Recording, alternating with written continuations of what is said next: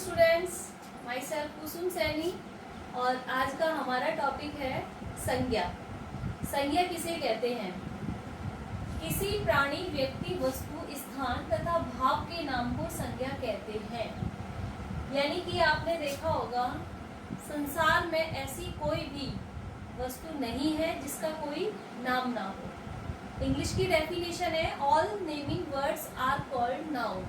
यानी कि संसार में जितनी भी वस्तुएं हैं उनके कुछ ना कुछ नाम अवश्य है। ऐसा तो है नहीं बिना नाम की कोई भी वस्तु नहीं है।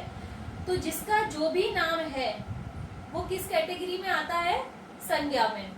यानी कि किसी प्राणी यानी कि सभी प्राणियों के नाम, व्यक्ति व्यक्तियों के नाम, वस्तु सभी वस्तुओं के नाम, स्थान यानी कि सभी जगहों के नाम और भावों के नाम यानी कि सभी किसमें आते हैं?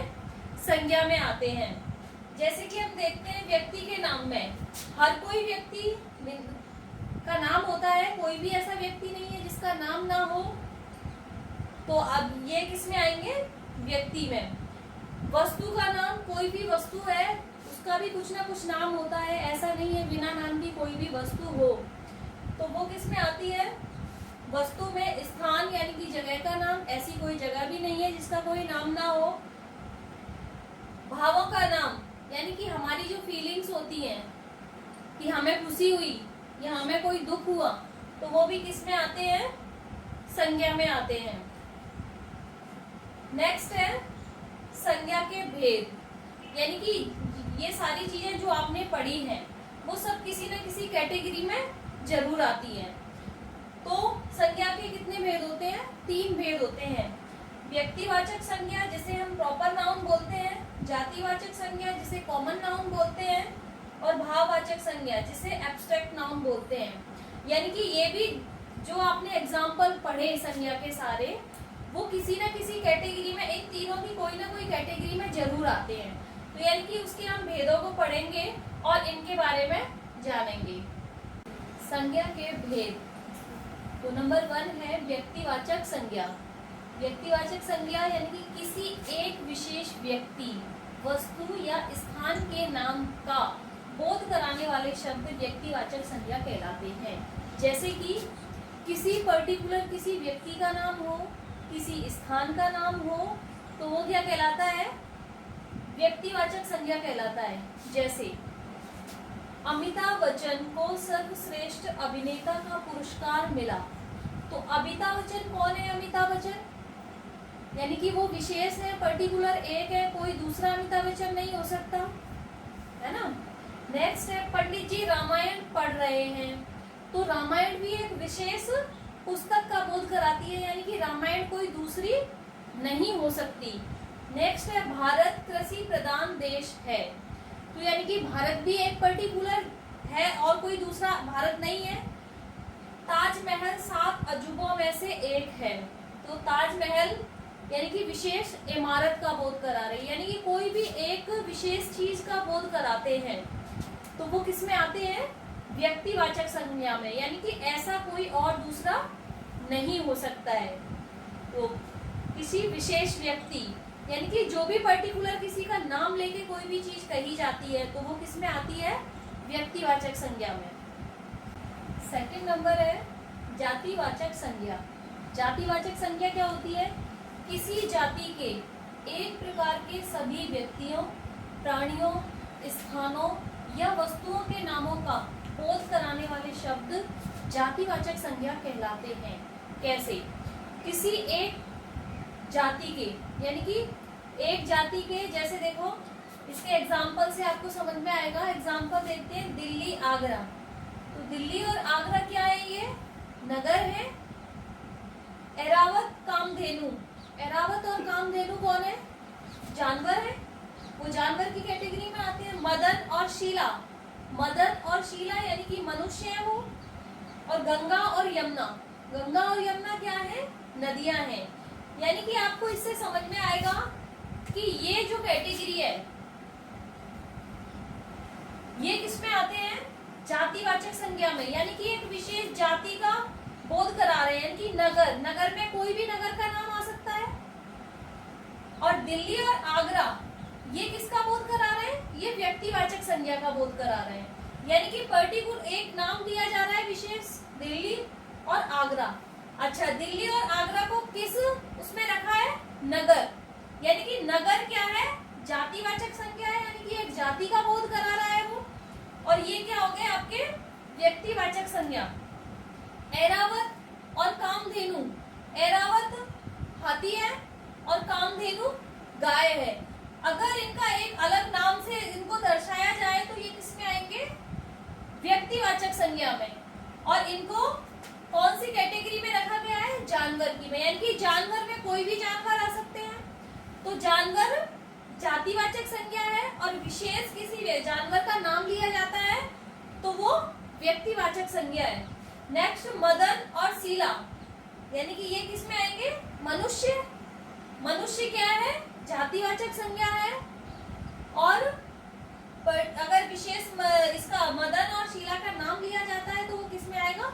व्यक्तिवाचक संज्ञा में। गंगा और यमुना, गंगा और यमुना क्या है? नदियां। तो नदी जो शब्द है वो जातिवाचक संज्ञा है और गंगा व्यक्तिवाचक संज्ञा है। समझ में आया कि हम एक जाति को बोध करा रहे हैं तो वो किसमें आएगा? जातिवाचक संज्ञा में। और अगर कोई विशेष व्यक्ति या विशेष स्थान, विशेष व्यक्ति का नाम लिया जाता है तो वो किसमें आएगा? व्यक्तिवाचक संज्ञा में। जातिवाचक संज्ञा के भी दो भेद होते हैं, द्रव्यवाचक संज्ञा और समूहवाचक संज्ञा। तो हम इसके बारे में पढ़ेंगे। द्रव्यवाचक संज्ञा। द्रव्यवाचक संज्ञा, कुछ संज्ञा शब्द ऐसे पदार्थों का बोध कराते हैं जिनसे अनेक वस्तुएं बनती हैं। अर्थात द्रव्य या पदार्थ का बोध कराने वाले शब्द द्रव्यवाचक संज्ञा कहलाते हैं। यानी कि ऐसे पदार्थ जिनसे कुछ वस्तुएं बनती हैं। एग्जाम्पल देखेंगे इसके, स्टील, लोहा, पीतल, यानी कि इनसे क्या बनते हैं? बर्तन बनते हैं। लकड़ी, लकड़ी से क्या बनता है? फर्नीचर बनता है। प्लास्टिक, प्लास्टिक से खिलौने बनते हैं या फिर और भी चीजें बनती हैं, मेज, कुर्सी। सोना, चांदी, यानी कि इनसे क्या बनते हैं? आभूषण। तो ये जो शब्द है, स्टील, लोहा, पीतल, लकड़ी, प्लास्टिक, सोना, चांदी, ये सब किस में आते हैं? द्रव्यवाचक संज्ञा में आते हैं। मटेरियल नाउन, ठीक है, ये द्रव्यवाचक संज्ञा में आते हैं। और द्रव्यवाचक संज्ञा के जो भी शब्द होते हैं वो हमेशा एक वचन में ही लिखे जाते हैं। यानी कि स्टील, स्टीलर नहीं लिख सकते हम इसको, स्टील ही होता है। लोहा, लोहे नहीं लिख सकते, ये लोहा ही होता है। प्लास्टिक, प्लास्टिकें नहीं लिख सकते। यानी कि ये जो द्रव्यवाचक संज्ञा के जो शब्द होते हैं वो किस में लिखे जाते हैं? एक वचन में लिखे जाते हैं। नेक्स्ट है इसका एग्जाम्पल, समूहवाचक संज्ञा, यानी कि जातिवाचक संज्ञा के दूसरा एग्जाम्पल है, दूसरा उदाहरण, ये प्रकार है इसका, दूसरा भेद है समूहवाचक संज्ञा। तो समूहवाचक संज्ञा यानी कि जो संज्ञा शब्द किसी समुदाय या समूह का बोध कराते हैं। समुदाय या समूह, इट मीन्स एक से अधिक लोग। यानी कि जहाँ पे ग्रुप की बात की जाए वहां पे क्या होता है? समूहवाचक संज्ञा कहलाते हैं। यानी कि समूह या समुदाय का बोध कराते हैं वो समूहवाचक संज्ञा कहलाते हैं। इसके एग्जाम्पल देखेंगे, दरबार, यानी कि दरबार अगर है तो उसमें राजा भी होगा, मंत्री भी होंगे और सभा सेनापति या जो भी है उसके पार्ट होते हैं दरबार के, तो वो सभी पर्सन होंगे। तो यानी कि इसमें कोई काउंटिंग नहीं है, एक से अधिक लोग जहाँ पे हो। सभा में भी ऐसे है। कक्षा में भी कितने भी स्टूडेंट्स हो सकते हैं। सेना की भी कोई काउंटिंग नहीं है। टीम, भीड़, दल, यानी कि जहाँ पे किसी भी समूह का बोध कराया जाता है या एक से अधिक लोगों का जहाँ पे डिस्कशन किया जाता है वहाँ पे समूहवाचक संज्ञा होती है। संज्ञा का तीसरा भेद है भाववाचक संज्ञा। भाववाचक संज्ञा क्या होती है? जिन संज्ञा शब्दों में किसी व्यक्ति, वस्तु के गुण, धर्म, दोष, स्वभाव, अवस्था, भाव आदि का बोध होता है उन्हें भाववाचक संज्ञा कहते हैं। यानी कि किसी वस्तु या किसी व्यक्ति के गुण बताए जाएं, उसके दोष बताए जाएं, उसकी अवस्था बताई जाए, है ना, तो वो सब क्या कहलाते हैं? भाववाचक संज्ञा के शब्द कहलाते हैं। से एग्जाम्पल देखेंगे, बुढ़ापा शरीर को कमजोर बना देता है। तो बुढ़ापा क्या है? एक एज की यानी कि उम्र की अवस्था है। ताजमहल का सौंदर्य देखने लायक है। तो सौंदर्य जो शब्द है यानी कि ताजमहल के गुण को रिप्रेजेंट कर रहा है, गुण को दर्शा रहा है कि ताजमहल बहुत सुंदर है। बचपन में सभी नटखट होते हैं। तो बचपन भी एक अवस्था है। तो ये जो शब्द है बुढ़ापा, सौंदर्य, बचपन, ये शब्द सब किस में आते हैं? भाववाचक संज्ञा में आते हैं। भाववाचक संज्ञा के जो शब्द होते हैं यानी कि ये शब्द सभी अमूर्त संकल्पनाओं को व्यक्त करते हैं, यानी कि हम उसको छू नहीं सकते। ऐसी चीज यानी कि अमूर्त संकल्पना, मूर्त यानी कि जब जिसको हम देख सकते हैं, छू सकते हैं, और जो अमूर्त संकल्पनाएं जिनको हम टच नहीं कर सकते, वो सब किस में आते हैं? भाववाचक संज्ञा के शब्द में आते हैं। जैसे कि भय यानी कि डर, प्रेम, बेईमान, सुंदरता, यानी कि ये जो ऐसे शब्द हैं यानी कि इनको हम देख सकते हैं, फील कर सकते हैं, यानी कि टच नहीं कर सकते। यानी कि ये सब क्या है? अमूर्त संकल्पनाओं के जो शब्द होते हैं वो सब किस में आते हैं? भाववाचक संज्ञा में आते हैं।